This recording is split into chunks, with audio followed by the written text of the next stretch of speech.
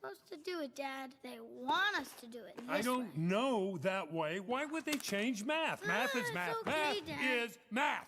Welcome back, McGrathletes. Today we are looking at another set of HSC revision questions. This one is targeted at the Year 11 advanced level and it's looking at the topic of calculus. So if you potentially have an advanced maths prelim exam coming up, this video could be of good use to you. Or if you have a friend who's in that position, maybe share the video with them to help them study for their exams. Okay, today we're going to look through a variety of HSC questions for Year 11 students, starting off with some relatively easier Band 3 questions, building up to some spicy Band 4 and Band 5 questions to see how we go. Okay, let's rip in. Starting off with a Band 3 question from the 2014 HSC, we are differentiating x cubed divided by x plus 1 for 2 marks. Okay, as always, to get the best value out of these videos to help your study, it's best to pause the video when you see the question, have an attempt yourself, and then when I run through my solution, we can see if we're on the same page or if I can correct you in any way. Because if you make a mistake, that means you might learn something. Okay, so straight away, differentiating a fraction, that straight away tells us to use the quotient rule, okay? If you haven't got the quotient rule memorized yet, that's okay. It's going to be on your reference sheet.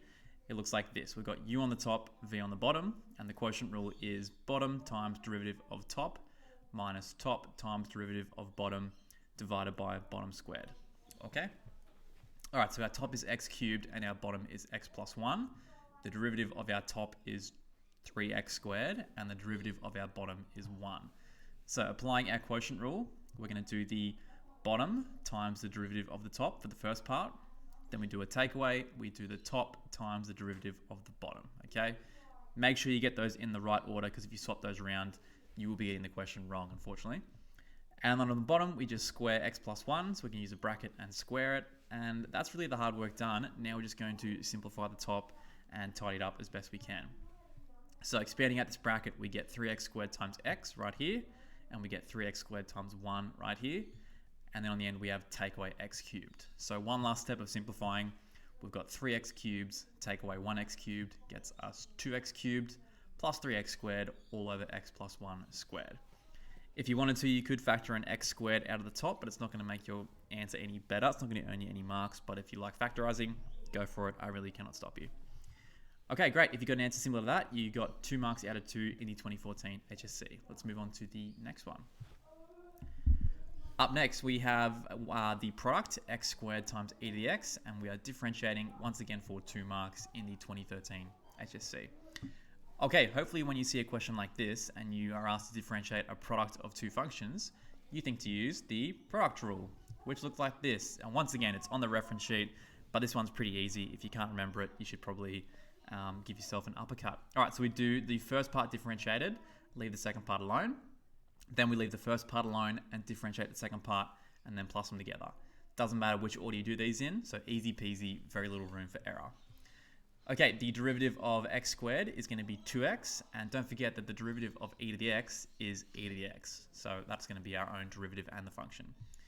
All right, so differentiating x squared times e to the x, using our product rule, if we differentiate the x squared, we get 2x. E to the x is going to get left alone. Now for the second part, we're going to leave x squared alone, and we are going to differentiate e to the x. But as I said, don't forget that e to the power of x is its own derivative, okay? So we're going to have x squared times the derivative of e to the x, which is e to the x. And now we're just going to tidy it up. So we get 2x e to the x at the front, x squared e to the x at the back. And now again, that right there is a full marks answer. But if you are in a factorizing mood, I really can't stop you. So let's just go ahead and take out the common factor of x e to the x, leaving us with 2 plus x in our factor. All right, so either of those 2 last lines would have got you 2 marks out of 2. So hopefully you're 4 out of 4 so far. Let's move on to the next one. It comes to us from 2011, which is actually holds a very special place in my heart because this was my HSC paper. So hopefully I got this right in 2011. Finding the equation of the tangent to the curve 2x plus 1 to the 4 at the point where x equals minus 1. All right, 3 marks. Questions where you're finding equations of tangents and normals, they do have a lot of steps, so they're always going to be at least 2, sometimes 3 marks. None of the steps are particularly difficult. You've just got to remember what order to take them in.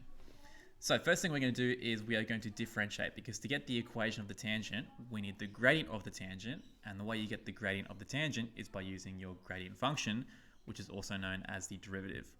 So to differentiate this guy, because we have a function to a power, we're going to be using what's called the chain rule. Chain rule says if you have a function to a power, you bring the power down the front, you take one off the power, and then you multiply it by the derivative of what's inside your bracket, the derivative of the function itself. So applying that for our function here, we're going to bring the 4 down to the front. It's going to be a power of 3, and then we're going to multiply this by the derivative of what's inside the bracket, and the derivative of 2x plus 1 is just 2. So here's our derivative. 4 down the front, take 1 off the power, multiplied by the derivative of the inside. Okay, now we have our derivative. If we substitute in our x value that we're looking at, which in this case is x equals minus 1, the answer to that is going to be the gradient of the tangent at that point. So subbing in, simplifying first by doing 4 times 2 is 8, of course. Now, subbing in x equals minus 1. So inside our bracket, the 2 is going to turn into a 2 times minus 1, which is a minus 2. Okay, so from this, we get minus 2 plus 1, which is minus 1. And then minus 1 cubed is minus 1. Multiply that by 8, and we get minus 8. All right, so when we sub x equals negative 1 into the derivative, we get negative 8 as an answer. That means that negative 8 is the gradient of the tangent at that point. So that notation I'm using there, m for gradient, t label for tangent. If this question was asking us to find the equation of the normal, we would take that negative 8, we would flip it upside down and make it a positive 1 over 8. But that's a video for another day. Okay, now we have our gradient. We also need a point because our end goal here is to use the point gradient formula to find the equation of the line. So we have an x value, but the question's been a bit lazy, hasn't given us a y value. We've got to do that part ourselves. So we're going to take our function up here. We're going to chuck in x equals negative 1. So we get minus 2 plus 1 to the power of 4. Inside the bracket is minus 1. Minus 1 to the 4 is, of course, positive 1. So that means our coordinate is minus 1, positive 1. So we have our point, we have our gradient. Now we are ready to use our point gradient formula to find the actual answer. So we're just going to do a sneaky rearrange. Here is our point gradient formula. Hopefully you are familiar with this, but again, it's on the reference sheet. If you can't remember it, you just got to know how to use it. x1 and y1 are our two coordinates, minus 1 and 1, and our gradient is negative 8. So subbing that in, we get y minus 1 equals minus 8 times x minus minus 1. Don't forget, x minus minus 1 is going to be x plus 1. Okay, if we expand that out, we get minus 8 times x is minus 8x, and then minus 8 times plus 1 is minus 8. Now we just need to add 1 to both sides, and we get y equals minus 8x minus 7 as the equation of our tangent to the curve. All right, thoughts and hopes and prayers that 2011 McGrath got that right and got 3 marks in his HSC. Although honestly, I'm not sure. Okay, on to, well, that's surprisingly fancy. Onto a Band 4 question from the 2018 HSC. This is applying calculus to the study of displacement, velocity, and acceleration. So we have the displacement of a particle moving along the x-axis at time t, given by this. X is in meters, t is in seconds, so of course t is 0 or bigger. Okay, first part for 1 mark. What is the initial velocity of the particle? Okay, so hopefully you're already aware that when you have the displacement of an object in terms of t, and you want to find the velocity, all you need to do is differentiate in terms of t. So we're going to take our expression, our x, we're going to differentiate it, and that's going to get our velocity. So 3 comes down the front to make 3t squared over 3. 2 comes down the front to make minus 4t, and then 3t turns into 3. The 3's cancel out, and we get t squared minus 4t plus 3. Now, whenever you're talking about initial is at the beginning of the model, which is when time is equal to 0. So if we take this velocity function and we make t equal to 0, we get 0 minus 0 plus 3, so we get 3. All right, when you sub in t equals 0, the answer we get is v equal to 3. Okay, a bit of a stitch up there because for 1 mark we needed to do 2 things. We had to differentiate and then sub in a value, but I guess the second part was too easy to give a whole extra mark to. So yeah, Ness is an absolute stinge. Part B, at which times is the particle, forgot how to speak. At what times is the particle stationary? All right, when a question is asking you about stationary is some pens and pencils that you get from, no, I'm kidding. Stationary means that you're not moving. And when you're not moving, your velocity is equal to 0. So we already have our velocity from part A. All we need to do for 2 marks here is set our velocity equal to 0 and solve for t. All right, so don't forget, when it says initial, you sub in t. If it's asking about stationary, that's when your velocity is equal to 0. All right, setting it equal to 0, this quadratic's nice and friendly because it can be factorized, because two numbers that add to give -4 and multiply to give +3, -3 and -1. So we factorize it. Apologies if you can hear the year 8 class absolutely going mad next door. I'm trying to block as much sound as I can. Okay, so from this, we solve for t and we get t equals 1 and t equals 3. So that's our two answers for 2 marks in part B. At t equals 1 and t equals 3, velocity equals 0, therefore the particle is stationary. Okay, last part, find the position of the particle when the acceleration is 0. All right, so we have an equation that tells us where the position of a particle is. We just need to know what the time is that we can sub in. So we're trying to find the time when acceleration is 0. Just like before, when we differentiated the displacement to get the velocity, if you differentiate your velocity again, you get the rate of change of your velocity, which is called acceleration. Okay, so velocity is the derivative of displacement, acceleration is the derivative of velocity. So we'll take our velocity, we're going to differentiate it, which means the t squared becomes a 2t, the -4t becomes a -4, and the 3 becomes a 0. So we end up with 2t minus 4. Now we're trying to see when acceleration is equal to 0. So we set this equal to 0.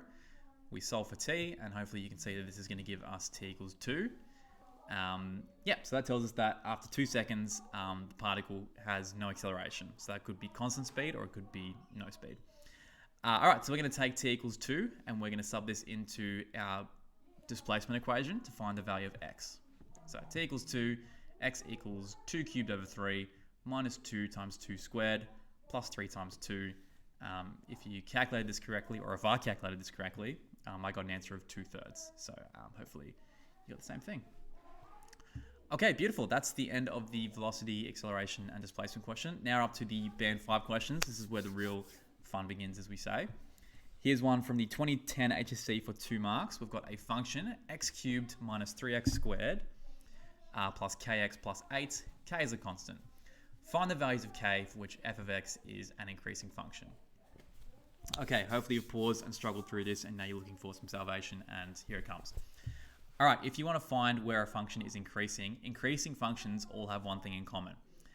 Their first derivative is greater than 0. Okay, if your derivative is positive, it means you are increasing. So we are trying to find where f dash x, the derivative of f, is greater than 0. So let's start off by differentiating this in terms of x. X cubed becomes 3x squared, minus 3x squared becomes minus 6x, and then kx becomes k, and 8 becomes 0. So here's our derivative, okay? 3x squared minus 6x plus k. Now, we're trying to find values of k that make this quadratic function always greater than 0. There's a few ways we can figure this out. The easiest way, I think, is by looking at the front part. 3x squared minus 6x. Let's think about this parabola. Let's think about what it looks like. It's concave up because the x squared is positive. Let's figure out where the x-intercepts are quickly by solving for x by factorizing. So if we factor out the 3x, we get 3x times x minus 2.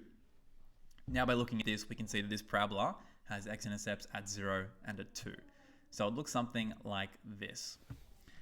All right, now we are adding a k to this, and plussing a k on the end of 3x squared minus 6x is going to shift the parabola up. We want the value of k to shift the parabola up so that it's always above the x-axis, so the parabola is always greater than 0. That's what we're trying to achieve. We want the derivative to be always greater than 0. So we just need to figure out what this gap here is, and then that's how far up we're going to shift the parabola by to make this parabola greater than 0. All right, so if this is 0 and this is 2, that means the turning point x value in the middle is going to be x equals 1 because all parabolas are symmetric. If we take 1 and we sub it into the parabola, we get 3 times 1 squared minus 6 times 1, which is minus 3. That means this is a 1 here and this is a minus 3 here. Sorry, the y-axis is not to scale at all. Okay, so that right there is a distance of 3 units. That tells us that if we make k bigger than 3, it's going to shift this curve up by more than 3 units, and then voila, it will be above the x-axis, which means this equation will always be positive, which means our derivative will be positive, which means our function is increasing. So there we go. We say if k is greater than 3, then this happens. Ooh la la, fancy animation. And if that happens, then 3x squared minus 6x plus k is always greater than 0, and therefore f of x is increasing. So the solution is that k needs to be greater than 3. So if you got that using whatever method, well done. You're an absolute genius and at least a Band 5 student in my eyes. Okay, on to the last one. This one's from 2014. The website that I found this from said this is a Band 5, but I think this is absolutely cooked. So I think it's a high Band 5 at minimum. Okay, we've got two equations. We've got y equals mx, which is a line with a gradient of m and a y-intercept of 0. It's a tangent to the curve y equals e to the 2x at some point p. First part is sketch the line and curve on one diagram. Okay, that's not too strenuous. We've got the graph of e to the x. It looks like this. E to the 2x is going to be pretty similar. It's going to be a little bit steeper and a little bit flatter down here, but I actually forgot to change that to an e to the 2x. So let's pretend that's not a mistake. Let's pretend this is, no, it's a mistake. All right. Now the curve y equals, the line y equals mx. I'm on fire. Like I said, gradient m, y-intercept 0, and it's a tangent to the curve. So it's hitting the curve in exactly one spot, somewhere about here. Looks like that. Okay. Now that right there would get me 1 mark if I had instead written y equals e to the 2x, but I didn't, so I guess I got 0. Hopefully you got 1 and you're already beating me in this question. All right, there's a rough idea of what our sketch looks like. Part B, find the coordinate of P. All right, this is the really hectic part. We are trying to find the coordinates where these two lines intersect. So the way you find where two lines intersect is you first of all say, well, P is going to be a coordinate. It's going to have, you could say, an x and y value. To make this super clear, I'm calling them A and B, so you don't get lost in the x's and y's in all the equations and all the working out. Now, if you want to find where two lines cross over, you're trying to solve them simultaneously. So we are trying to see where e to the power of 2x is equal to mx. Now, because we don't know what m is, that means m is going to be a part of our answer. And then in part C, we're going to figure out what the value of m is. But for now, m is going to be a constant in our working and in our answer. So first of all, we know that y equals mx is a tangent. Okay, this is important because that means if we differentiate the function y equals e to the 2x, we get the gradient function. Then if you sub in the x value, which in this case is going to be a, if you sub the x value of the point into your derivative, it gives you the gradient of the tangent at that point. And we know this is the tangent, and we know the gradient of the tangent is m. So we're using all this together to try and form an equation to find out what a and b are for our point. All right, so the derivative of e to the 2x is, of course, e to the 2x, but then you multiply this by the derivative of the power. Okay, so multiplying by 2, that's how we differentiate exponential functions. If you need more help with that, I have a video on this stuff. So the derivative is 2e to the 2x. Now, at our point, x equals a, which is the x value of our point of intersection between our tangent and our curve, at this point, the gradient function gives us the gradient of the tangent, which is m. So when we sub a into this equation, the answer to this should be the equation, it shouldn't be the equation, it should be the gradient of the tangent, which is m. All right, now we're going to rearrange this to get an expression for a, and then we can use that to find an expression for b. So we're now going to solve this for a. We're going to divide both sides by 2 to get m over 2. Now we're going to take the natural log of both sides to cancel out the e to the power. So we'll do ln of both sides. Now on the left-hand side, that turns into 2a. So we get 2a equals ln m over 2. Divide both sides by 2 again, and we get a equals a half ln m over 2. And that right there is a bit of a mess, but it is the x value of our coordinate p. Now we're trying to find the y value. So the way we can do that is we can take this and we can sub it into our curve, and this is going to get us our y value. So b is going to be, so the y value of the point is we're taking our curve, y equals e to the 2x, and we're making the x value, this right here, a half ln m over 2. All right, this looks like an absolute mess, but it does actually work out quite nice because 2 times a half is equal to 1. So we get e to the ln m over 2. And now because e to the power of and ln are inverse functions, like before when we did ln e, they cancelled out. Over here, if we do e to the power of ln, they also cancel out. So it doesn't matter what order you do them in, these guys always cancel each other out, and you end up with b equals 2m over 2. So we have our x value here, and we have our y value here. So here is our point for 3 marks. Okay, like I said, bit of a mess, but it relied on us using the fact that if you're trying to find, if you differentiate a function and then sub in an x value, it gives you a gradient. And in this case, we already knew what the gradient was. It's m, and we're using that to work backwards to find the value of x. So yeah, pretty hectic stuff. Moving on to the very last part, if I can make it through, is find the value of m. All right, to do this, we're going to use the fact that the line y equals mx, the straight line, it passes through 2 points. Passes through 0, 0, and this point P from part B, and the gradient is equal to m. So what we're going to do is we are going to use the gradient formula to find the gradient of the line between these 2 points, and we're going to equate this to m and then figure out what stuff is. So here's our gradient formula, difference in the y's divided by the difference in the x's. If we sub in our y values, m over 2 minus 0 on the top. On the bottom, we've got half log m over 2 minus 0. Okay, the zeros obviously do nothing, so we just get this. Now we can simplify the fraction a little bit by multiplying the top and bottom by 2. So the top's going to turn into m, and the bottom's going to turn into ln m over 2.